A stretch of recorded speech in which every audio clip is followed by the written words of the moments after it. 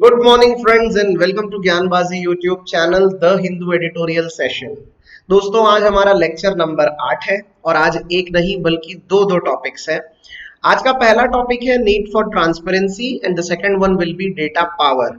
दोस्तों आज के द हिंदू एडिटोरियल कॉलम में दो बहुत अच्छे आर्टिकल्स आए हैं रिलेटेड टू द skirmishes और the fights between BJP and Congress. तो उसमें पहला टॉपिक आज हमारे पास जो है वो है नीड फॉर ट्रांसपेरेंसी।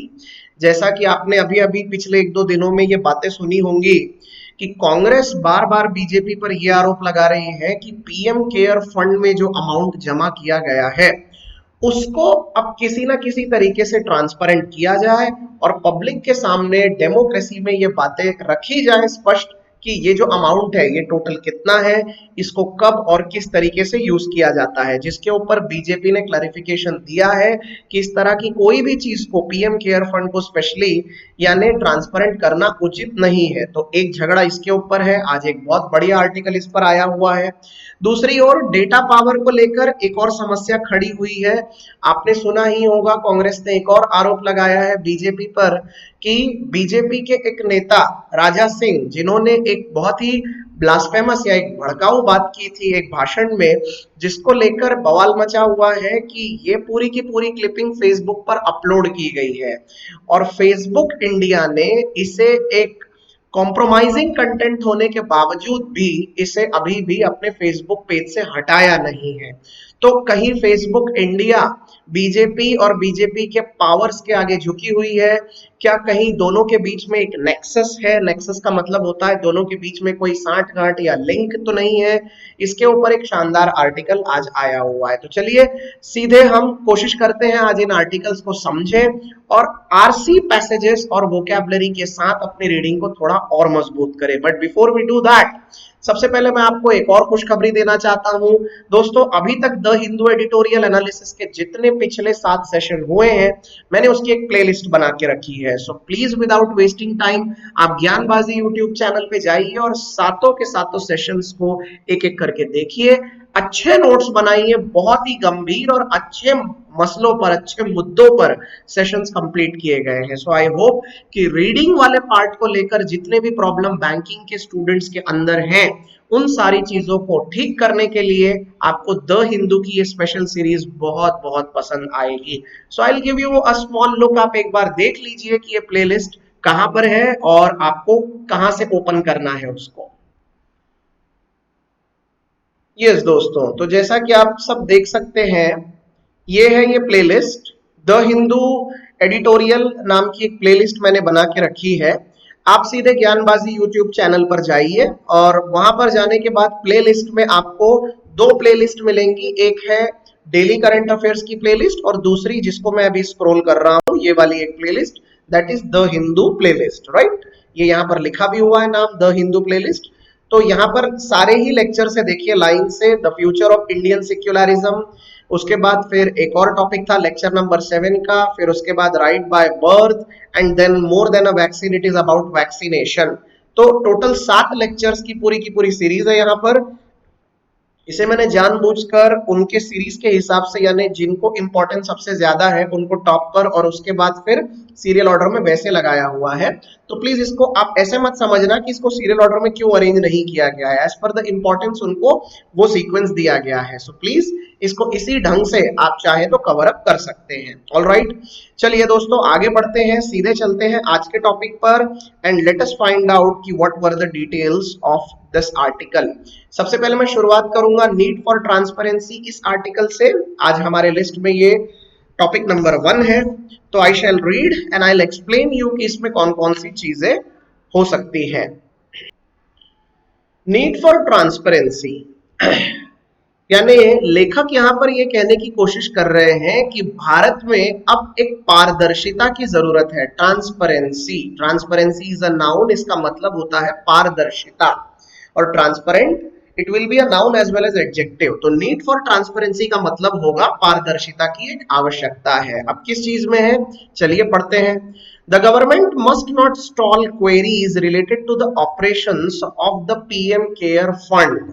लेखक यहां पर कहने की कोशिश ये कर रहे हैं कि प्रधानमंत्री राहत कोष या प्रधानमंत्री केयर फंड, जो एक फंडिंग यूनिट है जहां पर पूरे फंड्स इकट्ठा होते हैं सरकार के डोनेशन वाले, उस पे जितने सवाल उठाए जा रहे हैं उसको सरकार को रोक कर नहीं रखना चाहिए। यहां देखिए एक वर्ड यूज किया इन्होंने, स्टॉल। स्टॉल क्वेरीज कहने का मतलब यह है कि सरकार इन सवालों को रोक क्यों रही है। डेमोक्रेसी में हर किसी का अधिकार है कि वो सवाल उठाए और सरकार का काम है कि सरकार उन सवालों के जवाब दे। तो सरकार उसको स्टॉल नहीं कर सकती। सरकार ये थोड़ी बोल सकती है कि हम पीएम केयर फंड के बारे में आपको कोई भी डिटेल नहीं बताएंगे। So that is not possible. अब ये मामला दरअसल क्या है मैं आपको एक आउटलाइन में समझा देता हूं। तो दोस्तों ऐसा है कि आप सबको पता है कि ऑलमोस्ट फरवरी एंड और मार्च के महीने से कोरोना भारत में दस्तक दे ही चुका था और काफी हद तक लोग उसको लेकर कॉन्शियस होते जा रहे थे। धीरे धीरे समय आगे बढ़ा, नंबर ऑफ केसेस आगे बढ़ते चले गए और देखते ही देखते बड़े बड़े कॉरपोरेट घरानों ने, उसके बाद इंडिविजुअल्स ने और खुद सरकारों ने, राज्य सरकारों ने, यहां तक कि आर्मी वालों ने, हर किसी ने डोनेशन करना शुरू किया ताकि इस वैश्विक महामारी से निपटा जा सके।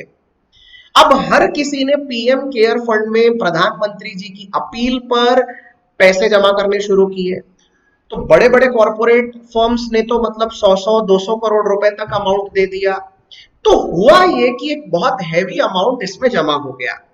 कांग्रेस ने कुछ दिन पहले इस पर सीधे सीधे सवाल उठाए हैं कि ये जो फंड्स है इसको किस तरीके से यूज किया जा रहा है, इसके बारे में कोई क्लैरिफिकेशन है ही नहीं। सरकार एक बयान पेश करती है कि हमने इतने पैसे वेंटिलेटर्स पे खर्च कर दिए, इतने पैसे हमने मास्क और लोगों को खाना बांटने में खर्च कर दिए, और आम पब्लिक को इन बातों पर भरोसा करना पड़ता है। तो मसला ये है कि क्या एक लोकतंत्र में आप इस तरीके से फंड्स को छुपा सकते हैं? क्या ऐसा कोई नियम नहीं बनाया जा सकता कि जिससे इसमें कितना फंड्स है, उसका चैनल कैसा है, कौन से सोर्स में कौन से पर्टिकुलर काम के लिए कितना फंड्स यूज किया गया है, उन सारी चीजों के ऊपर बहस चालू है। एक तरफ सरकार है जो कह रही है कि इसकी जरूरत नहीं है, और दूसरी तरफ कांग्रेस है जो बार बार आरोप लगा रही है कि आप मिसयूज कर रहे हैं तो आपको जवाब देना पड़ेगा। तो ये है ये पूरा का पूरा मैटर। चलिए एक एक करके जरा रीड कर लेते हैं और समझने की कोशिश करते हैं। I shall read it out. There is something about the nature of Prime Minister Citizen Assistance and Relief in Emergency Situations that is called PM Care, right? तो आप ये देख सकते हो पीएम केयर्स का पूरा फुल फॉर्म यहाँ पर दिया हुआ है। Care stands for citizen assistance and relief in emergency situations, right? तो सबसे पहले तो बैंकिंग के बच्चे ये याद रखें, आपको किसी दिन पीएम केयर में केयर वर्ड का फुल फॉर्म पूछ लिया जाएगा। That has led to demands for its scrutiny. अब देखिए स्क्रूटिनी, स्क्रूटिनी शब्द का क्या मतलब होता है? सूक्ष्म जांच, किसी चीज की एकदम माइनर डिटेल तक पहुंचना, उसको बोलते हैं स्क्रूटिनी। जैसे सीबीआई जब जांच पड़ताल करती है तो वो एक एक छोटी छोटी बात को चेक करने की कोशिश करती है, उसको बोलते हैं मैटर को स्क्रूटिनाइज करना, right? While the Supreme Court has rejected a writ petition calling for a funds diversion from this fund to the National Disaster Response Fund and also denied a petitioner's demand that the Public Charitable Trust be audited by the CAG. अभी अभी supreme court में एक petition यानी एक याचिका दायर की गई थी कि प्रधानमंत्री केयर्स फंड का जो पैसा है उसमें का थोड़ा सा पैसा एनडीआरएफ को दे दिया जाए, यानी national disaster response fund.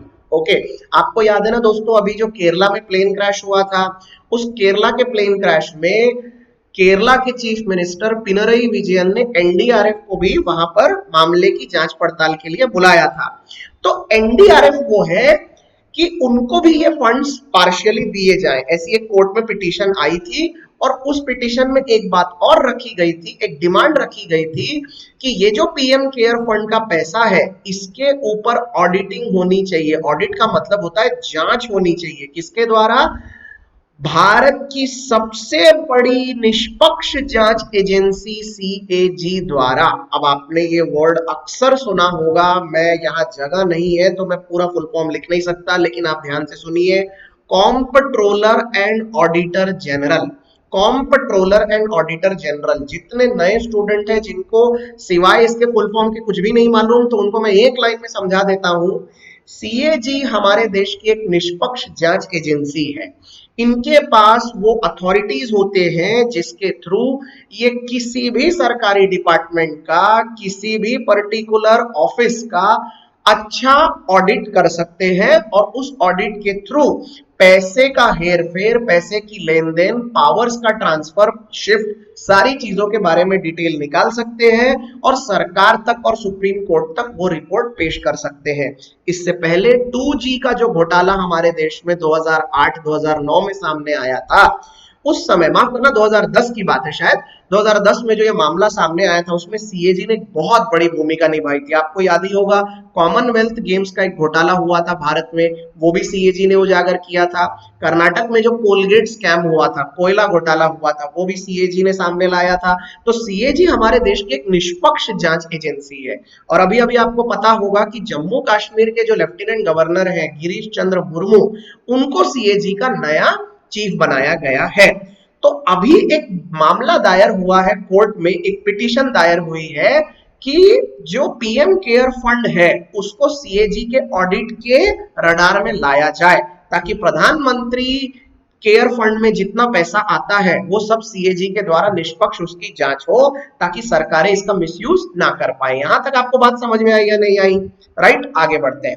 Questions remains about its needs, operation and its persisting lack of transparency. सवाल इस बात का है कि इसकी जरूरत है, दूसरी बात ये पैसा किस तरीके से यूज किया जा रहा है, और persisting lack of transparency. Persisting का मतलब होता है किसी भी चीज का बने रहना, परसिस्टेंट का मतलब होता है डटे रहना, बने रहना। तो परसिस्टिंग लैक ऑफ ट्रांसपेरेंसी यानी लंबे समय से हमने ये देखा है कि प्रधानमंत्री केयर फंड में ट्रांसपेरेंसी नाम की कोई चीज है ही नहीं। लोग उसमें डोनेट कर देते हैं पैसा, और उसके बाद वो पैसा कैसे यूज होता है, किस चैनल के थ्रू यूज होता है, हमें जो बताया जाता है वाकई में उस चीज के लिए पैसे यूज होते हैं या नहीं होते, इसके बारे में कोई लेखा जोखा या फिर किसी भी प्रकार की कोई पारदर्शिता है ही नहीं। राइट, बात यहां पर बीजेपी सरकार की नहीं है, एनडीए सरकार की नहीं है, सालों से इसके तरफ कभी किसी ने ध्यान दिया ही नहीं। अ 3 judge bench asserted that no exception could be taken to the constitution of yet another public charitable trust at a time of raging COVID-19 pandemic. But the need for a fresh trust when there is a PM's National Relief Fund with a sustainable corpus in place is not clear. Right? अब सवाल ये है कि भाई कोविड-19 के वजह से एक और पब्लिक चैरिटेबल ट्रस्ट की स्थापना कर देना, ये भी बिल्कुल सही नहीं माना जा रहा है। बेंच, जो जजेस की बेंच थी, उन्होंने इस बात को खारिज कर दिया और उन्होंने ये भी बोला कि जब ऑलरेडी आपके पास एक बॉडी, एक फंड केयर है पूरा का पूरा, तो उसमें आपको फिर एनआरएफ नाम का एक और नया किस लिए बनाना है? Right, with a substantial corpus in place is not clear. तो जो 3 जजेस के बेंच थे, उनको ये बात बिल्कुल गवारा नहीं हुई कि अलग से आपको इसके ऊपर फिर से एक नया केयर फंड बनाने की जरूरत क्या है। Since the PM cares fund existed independent of budgetary support of or government money, the court's reasoning was that there was no occasion for a CAG audit. हाँ, कोर्ट ने क्या कहकर इस बात को खारिज कर दिया है? खारिज ये कहकर किया है कि एक लंबे समय से भारत में केयर फंड नाम का ये फंडिंग यूनिट बनाया हुआ है। राइट, अभी तक उसमें जितना भी पैसा था वो पैसा सरकार के द्वारा डाला गया नहीं है, यानी कि उसको कोई भी बजटरी सपोर्ट नहीं है। कहने का मतलब ये कि जब साल में एक बार बजट बनता है ना, तो बजट में ऐसा थोड़ी बोला जाता है कि इस बार 100 करोड़ रुपए पीएम केयर फंड के लिए अलग से निकाल के रखा जाएगा, ऐसा तो होता नहीं है। तो उसमें आया हुआ सारा पैसा कौन सा रहता है? डोनेशन का रहता है। और तीसरी बात, आज तक ऐसी कोई ठोस वजह नहीं मिली कि सीएजी जैसे किसी निष्पक्ष जांच एजेंसी को सामने लाकर उस केयर फंड की ऑडिट की जाए। इसीलिए 3 जजेस के बेंच ने इस बात को सरासर खारिज कर दिया और उन्होंने इस पिटीशन को एक्सेप्ट नहीं किया। आगे बढ़ते हैं। However, the concern is not about the legal basis or the absence of CAG audit or whether it is superfluous or indeed essential. सवाल ये नहीं है कि क्या वाकई में कोई लीगल बेसिस चाहिए, यानी कोई ठोस कारण चाहिए, या फिर सीएजी का मौजूद ना होना कहीं ना कहीं इस बात को क्लियर कर देता है कि पीएम केयर फंड में कोई घोटाले नहीं होते। ऐसा थोड़ी है भाई, सीएजी ने आज तक वहां पर कोई जांच नहीं की, लेकिन इससे हम ये थोड़ी कह सकते हैं कि उसकी जरूरत भी नहीं थी। As responses to RTI queries to the fund reveal, the government is not forthcoming on question on its transparency और अकाउंटेबिलिटी। देखिए दोस्तों, ये लाइन बहुत शानदार है। यहां पर ये बात है कि आरटीआई द्वारा, राइट, यानी राइट टू इंफॉर्मेशन के द्वारा जब सवाल उठाए गए कि पीएम केयर फंड के ऊपर ट्रांसपेरेंसी या अकाउंटेबिलिटी कौन लेगा, तो सरकार उसके ऊपर खुलकर सामने नहीं आ रही है। देखो ये लाइन पढ़ो आप, the government is not forthcoming on questions. इसका मतलब ये हुआ कि सरकार पब्लिक द्वारा उठाए गए सवालों का जवाब देने के लिए सामने क्यों नहीं आ रही है। अगर सब कुछ बढ़िया चल रहा है तो आपको साफ साफ ईमानदारी से चीजों को एक्सेप्ट करने में प्रॉब्लम क्या है? तो आपको हाँ बोल देना चाहिए, आपको ये कहना चाहिए कि ठीक है, इसकी निष्पक्ष जांच हो जानी चाहिए। लेकिन सरकार छुपा रही है बातों को, सरकार खुल के सामने नहीं आ रही है। तो ऑब्वियस सी बात है कि कहीं ना कहीं ये लोगों के शक में, डाउट के रडार में आ चुका है, right. Queries on the trust deed for the fund and its creation and operation have been similarly dismissed by arguing that the fund was not public authority, even though the PM is its ex officio chairman and 3 cabinet minister are its trustees. बार बार सरकार लोगों के उठाए गए सवाल का जवाब क्या दे रही है पता है? सरकार बोल रही है कि अरे भाई, ये जो पैसा पीएम केयर फंड में है वो कोई भी पब्लिक अथॉरिटी का पैसा नहीं है। पब्लिक अथॉरिटी का पैसा मतलब एक ऐसा पैसा जिसके ऊपर पब्लिक का अधिकार है। तो पब्लिक का अधिकार ही नहीं है तो हम किस तरीके से उसको आपके सामने ओपन करके रख दे, राइट। जैसे एक सिंपल सी बात है दोस्तों, मिलिट्री के जितने सीक्रेट्स हैं, अब बार बार ये बात सामने आई कि सरकार ये बातें सामने लाती नहीं, लेकिन हर बार सरकार ने क्या बोला कि मिलिट्री के जितने सीक्रेट्स हैं वो आम जनता को बताने के लिए होते ही नहीं है, इसीलिए हम वहां क्या करते हैं क्या नहीं, इस बात की सफाई हमको पब्लिक के सामने देने की जरूरत नहीं है। ठीक वैसे ही सरकार ये कह रही है कि पीएम केयर फंड में रखा हुआ पैसा वो पब्लिक अथॉरिटी में तो आता नहीं है, इसीलिए हम उस पैसे का क्या करते हैं, कौन सी चीज के लिए यूज कर रहे हैं, कैसे कर रहे हैं, ये सब हम बताएंगे। आप खुद से इसकी जांच नहीं कर सकते, सरकार ने ये बिल्कुल क्लियर कर दिया है। जबकि उस केयर फंड में ऑलरेडी भारत के प्राइम मिनिस्टर जो है वो चेयरमैन भी है और 3 कैबिनेट मिनिस्टर्स उसके ट्रस्टी भी है। ओके, तो मंत्रिमंडल के 3 बड़े बड़े मंत्री जो कैबिनेट होल्ड करते हैं, कैबिनेट पोजीशन पर है, वो खुद उस पीएम केयर फंड के ट्रस्टी होते हैं। And the ministry of corporate affair had also treated it as a fund setup by the centre. हाँ, भारत में जो कॉर्पोरेट अफेयर मिनिस्टर है उन्होंने भी इस चीज को इसी तरीके से लिया है कि ये ऐसा फंड है जिसको मतलब सेंटर द्वारा ही मैनेज किया जाता है, यानी केंद्र सरकार द्वारा। आगे बढ़ते हैं। Since the trust was created, lakhs of public and private sector employees have donated a day's salary to it. ये जो पैसा इसके अंदर है ये कहां से आया है? लाखों लाखों लोगों ने अपने एक दिन की सैलरी उसमें डोनेट की है, with some of them claiming that this deduction was done without their explicit consent। हाँ, उसमें से कुछ लोगों ने ये भी बोला है कि हमें तो ये पैसा कट करने से पहले पूछा भी नहीं गया और डायरेक्टली कट कर दिया गया। अब आप बोलेंगे ऐसे कैसे हो सकता है सर, कोई डोनेशन कर रहा है तो उसको मालूम तो होगा। देखो क्या होता है, बहुत से ऑर्गेनाइजेशन में एक नोटिस लग जाती है कि भाई इतना अमाउंट आपको एक दिन की सैलरी देनी पड़ेगी। तो मान लो कि किसी एक ऑर्गेनाइजेशन में 1000 एम्प्लॉइज हैं। अब कुछ एम्प्लॉइज हो सकता है कि नहीं भी देना चाहते होंगे, लेकिन सारे ही लोग दे रहे हैं तो उनको जबरदस्ती देना पड़ेगा। जैसे मैं मेरे यहाँ का केस बता रहा हूँ, मैं जिस कंपनी में काम करता था एमआरएफ में, तो वहां पर हमारे यहाँ डेथ रिलीफ फंड होते थे। तो किसी की मृत्यु हो गई तो हम लोगों की सैलरी से 50 रुपए कट किए जाते थे और वो पैसे मृतक की फैमिली को दे दिए जाते थे। अब किसी की इच्छा हो या ना हो, डेथ रिलीफ फंड में आमतौर पे लोग कर्टसी में पैसे दे ही दिया करते थे। तो बहुत सारे लोगों का उसमें एक्सप्लिसिट कॉन्सेंट नहीं है। आप इन शब्दों को ढंग से समझिए दोस्तों, ये बहुत जरूरी है, क्योंकि आरसी पैसेज में इस तरह के वर्ड्स आएंगे तो it may create a confusion to you. Explicit consent का मतलब, अरे भैया मेरी स्वीकृति, मेरी हामी तो चाहिए ना कि मेरे से ये पैसा लिया जा रहा है, राइट? तो वो भी नहीं था, बावजूद उसके कट कर लिया गया। Many public sector units and corporate entities too have made donations because of the proviso allowing uncapped corporate donations that would qualify as corporate social responsibility expenditure। बहुत सारे पब्लिक सेक्टर और बड़ी बड़ी कंपनियों ने पैसा इसलिए दिया क्योंकि उनका कहना यह था कि एनी हाउ उनको कॉर्पोरेट सोशल रेस्पॉन्सिबिलिटी, जिसे हम सीएसआर कहते हैं, वो तो करना ही पड़ता है। तो उनको ऐसा लगा कि इसी बहाने सीएसआर एक्टिविटी के लिए फंड्स दे दिए जाएंगे। तो they made it because of those logics. Earlier a government panel had rightly suggested that the double benefit of tax exemption would be regressive incentive। Okay, अब सरकार के एक पैनल ने शुरुआत में ये भी बोला था कि अगर आप पीएम केयर फंड में पैसे देते हो तो आपको टैक्स में बेनिफिट मिलेगा, तो वो आपके लिए एक इंसेंटिव होगा।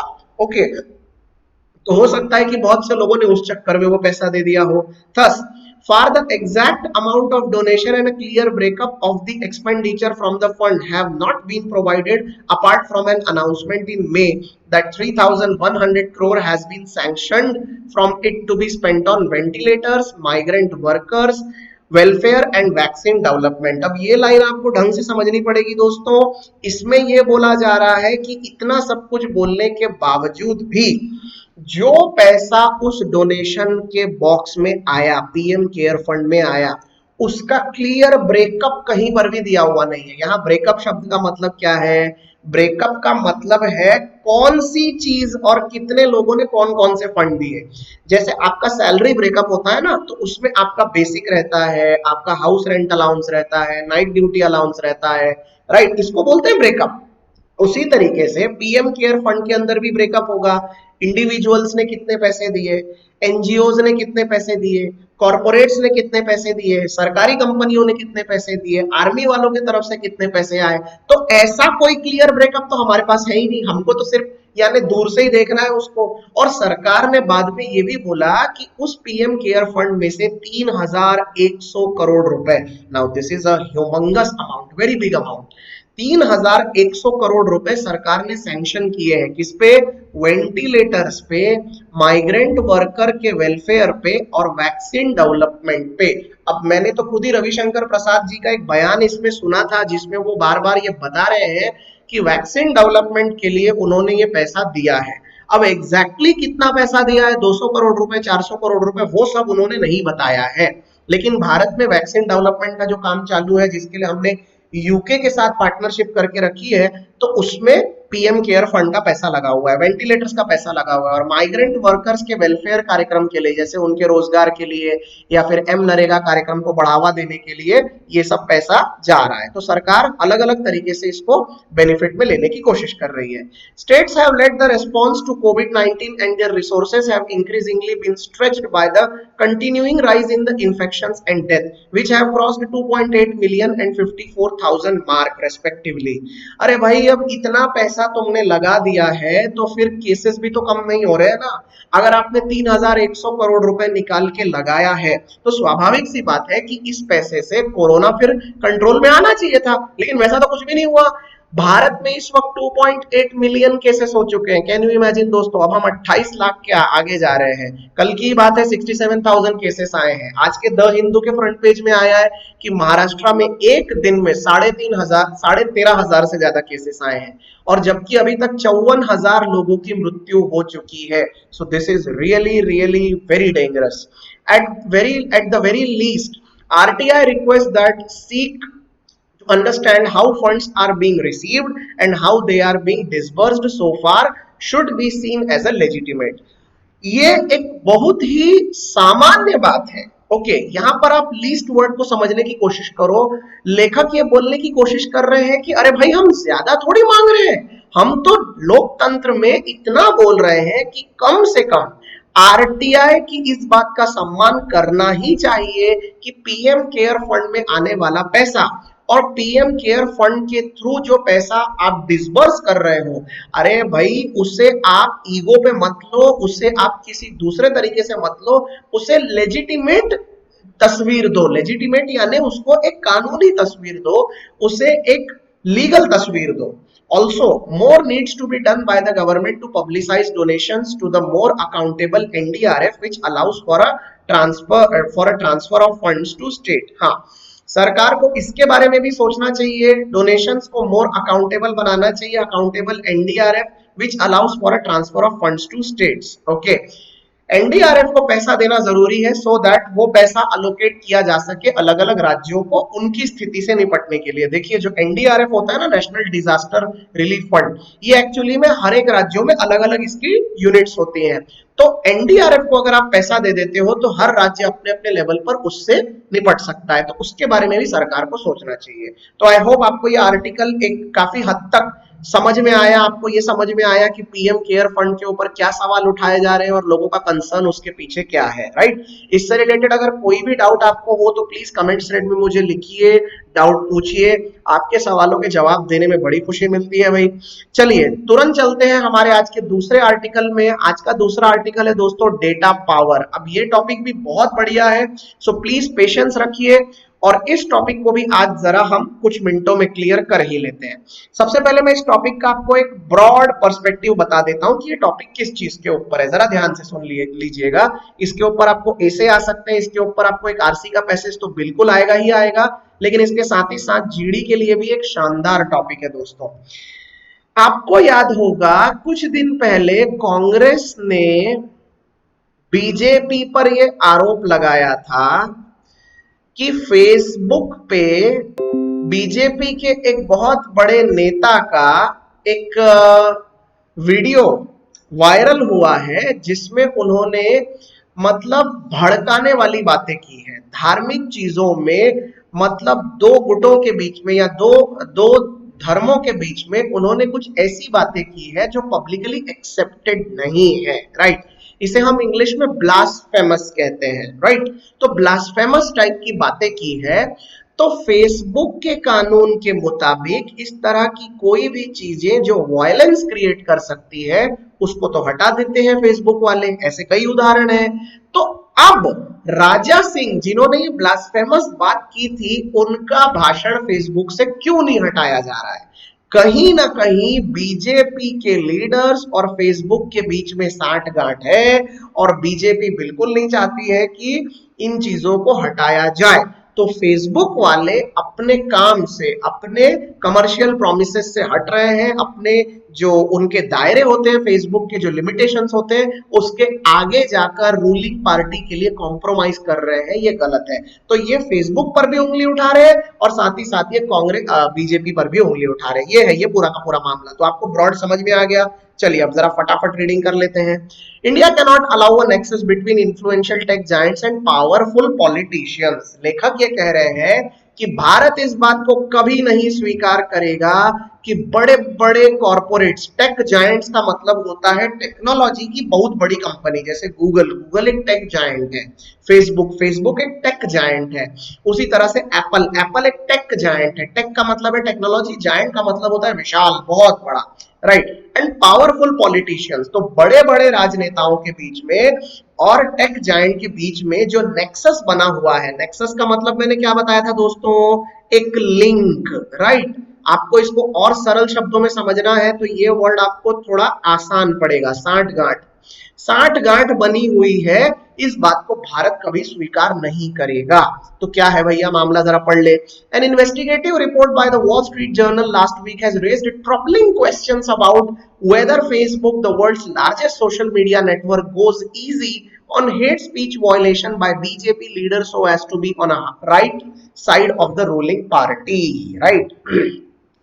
वॉल स्ट्रीट जर्नल नाम के एक अखबार ने, जो कि दुनिया का जाना माना अखबार है, उसने अपनी एक जांच रिपोर्ट में, इन्वेस्टिगेटिव रिपोर्ट में ये सवाल उठाए हैं कि फेसबुक, जो कि दुनिया का सबसे बड़ा सोशल मीडिया नेटवर्क है, वो किसी भड़काऊ भाषण के साथ बीजेपी लीडर का साथ दे रहा है केवल इसलिए ताकि वो रूलिंग पार्टी के समर्थन में खड़ा रह सके। क्या ऐसा है?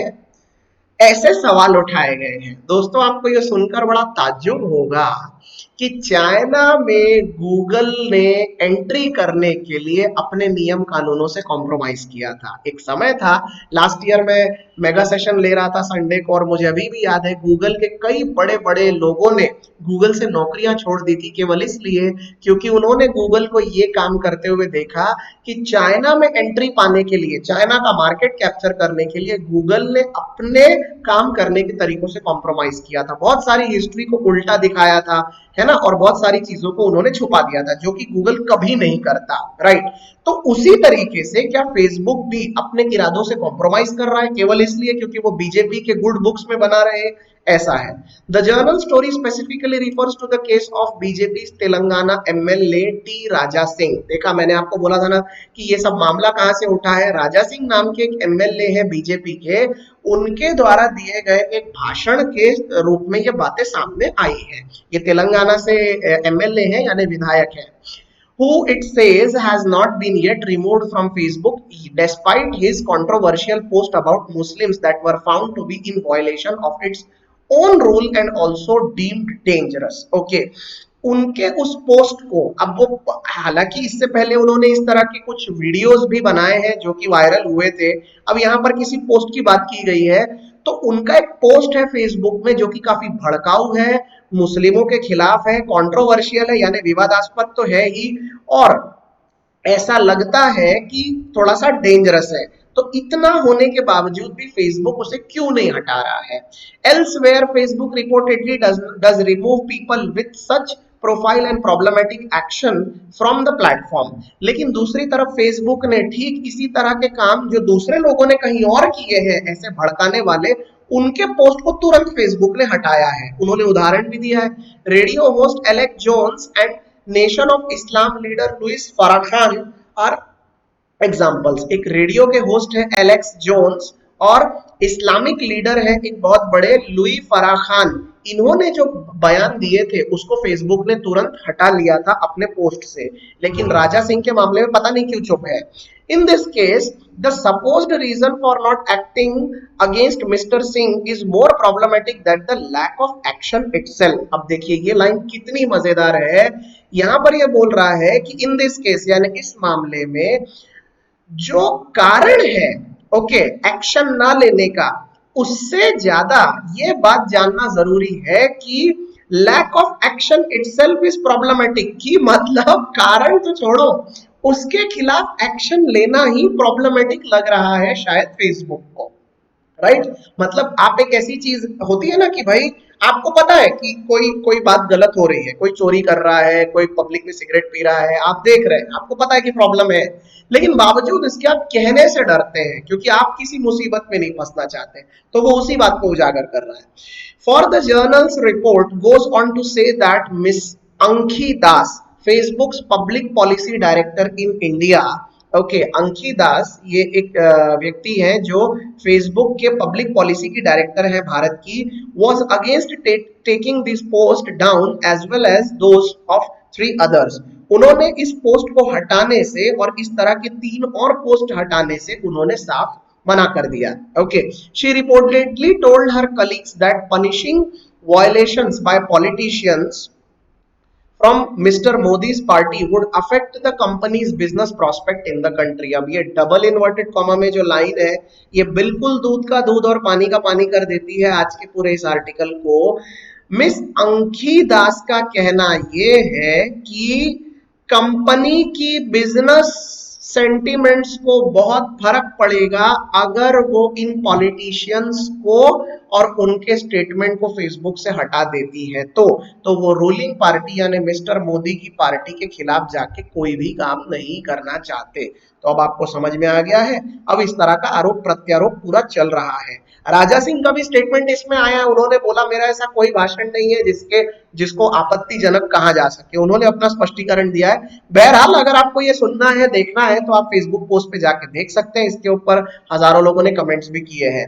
The report has predictably raised the political temperature with the Congress demanding a joint parliamentary probe. लीजिए भैया, अब ये जो पूरा का पूरा मामला हुआ, इसके ऊपर बहुत सी उंगलियां उठ गई, पॉलिटिकल टेम्परेचर रेज हो गया। पॉलिटिकल टेम्परेचर रेज हो गया का मतलब इसके ऊपर राजनीति गर्म हो गई है, और कांग्रेस ने ज्वाइंट पार्लियामेंट्री प्रोब यानी ज्वाइंट पार्लियामेंट्री जांच, प्रोब यानी जांच, उसकी डिमांड की है कि भाई इसकी जांच होनी चाहिए। Some of its leader have even alleged that this amounts to interfering with Indian elections. हाँ, बहुत सारे लीडर्स ने यह भी बोला है कि इस तरीके से आप भारत के चुनावी प्रक्रिया में भी अपनी दखल अंदाजी कर रहे हो। कांग्रेस के एक बहुत जाने माने एमपी हैं, उनके सांसद हैं शशि थरूर, केरला से आते हैं ये, who heads the parliamentary panel on IT. IT का मतलब इनकम टैक्स नहीं दोस्तों, यहाँ पर इंफॉर्मेशन टेक्नोलॉजी वाला आईटी है। हैज समन्ड फेसबुक, उन्होंने सीधे सीधे फेसबुक को सम्मन जारी किया है, उनको एक लीगल नोटिस जारी कर दिया। मतलब the BJP responding to Congress leader Rahul Gandhi's tweet that BJP and RSS control Facebook and WhatsApp in India। हाँ, बीजेपी ने कांग्रेस लीडर राहुल गांधी के एक ट्वीट के ऊपर, जिसमें राहुल गांधी ने यह लिखा था कि BJP and RSS control Facebook और व्हाट्सएप चलता है इंडिया में। भारत में फेसबुक और व्हाट्सएप कैसा चलता है, जैसा बीजेपी और आरएसएस वाले चलाना चाहते हैं, उसके ऊपर बीजेपी ने अपनी कड़ी प्रतिक्रिया व्यक्त की है। right, has turned accused the Congress of trying to manipulate the data with Facebook's help। हाँ, तो बीजेपी ने क्या कड़ी प्रतिक्रिया दी है, बीजेपी ने ये बोला है कि अरे भैया हमारी छोड़ो, आप लोग कौन से दूध के धुले हैं, आपने अपने समय में फेसबुक के डेटा को मैनिपुलेट किया था जब आप सत्ता में थे, या आप उसका डेटा मैनिपुलेट करते हो, इस बात के सबूत हमारे पास भी है, ऐसा उनका कहना है। This ought not to end as the usual war of words between two political rivals, for there is little doubt that this report raises uncomfortable question about the possibility of an unholy nexus between those with the power to influence millions of people and those in power। right, सवाल ये नहीं है कि क्या इस तरह के आरोप प्रत्यारोप लगा देने से बातें खत्म हो जाएंगी, यहां पर बात ये है कि लाखों लाखों लोगों द्वारा यूज किया जाने वाला फेसबुक और करोड़ों करोड़ों लोगों पर राज करने वाली सरकार, अगर इनके बीच में सांठगांठ हो गई तो हमें कभी सच्चाई का ओरिजिनल वर्जन समझ में आएगा ही नहीं, हमें ये कभी पता चलेगा ही नहीं कि एक्चुअली में प्रॉब्लम क्या है, क्योंकि हर कोई अपने अपने चश्मे से अपनी सच्चाई हमको दिखाएगा। राइट, अगर फेसबुक के माध्यम से चीजें समाज में आ रही हैं तो ऑब्वियसली फेसबुक लाखों करोड़ों लोगों से कनेक्टेड है, तो स्वाभाविक सी बात है कि लोगों के ऊपर उस बात का असर वैसे ही पड़ेगा जैसा फेसबुक में दिखाया जा रहा है।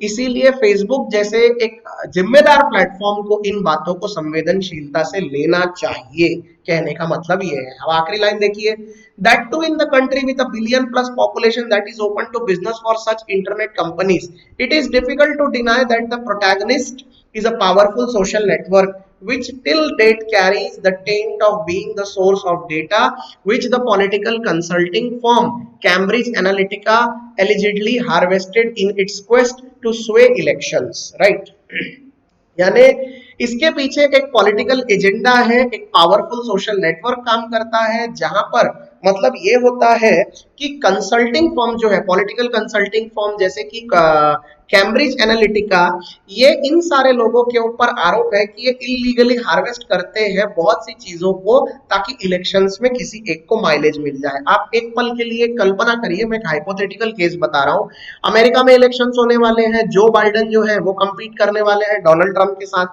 अब आप सोचिए कि फेसबुक और गूगल दोनों को डोनाल्ड ट्रंप पूरी तरह से मिसयूज कर रहे हैं और फेसबुक और गूगल के माध्यम से वो लोगों के सामने जो बाइडेन की बुराई कर रहे हैं और खुद की तारीफ कर रहे हैं, तो कहीं ना कहीं इलेक्शंस के रिजल्ट को इन्फ्लुएंस करने के लिए फेसबुक और गूगल का यूज किया गया, हम ये कह सकते हैं। राइट, तो इस तरह की चीजें बिल्कुल गलत है, ये अलाउड नहीं है। बड़े बड़े कॉर्पोरेट जायंट्स को ऐसे खरीद के आप अपने पॉलिटिकल फायदे के लिए यूज नहीं कर सकते। right, this however is much beyond the question of capability, the nature of relationship between Facebook and the government and the rules governing it are now under a cloud। right, अब जिस तरीके के संबंध भारत सरकार के और फेसबुक वालों के रहे हैं उनके ऊपर तो जैसे बादल छाए हुए हैं। अब बादल छाए हुए का मतलब ये है दोस्तों कि वो स्पष्ट दिखता ही नहीं है पब्लिक को कि क्या चल रहा है इनका। वो स्वाभाविक सी बात है, समझ में नहीं आ रहा इसलिए तो कंफ्यूजन है।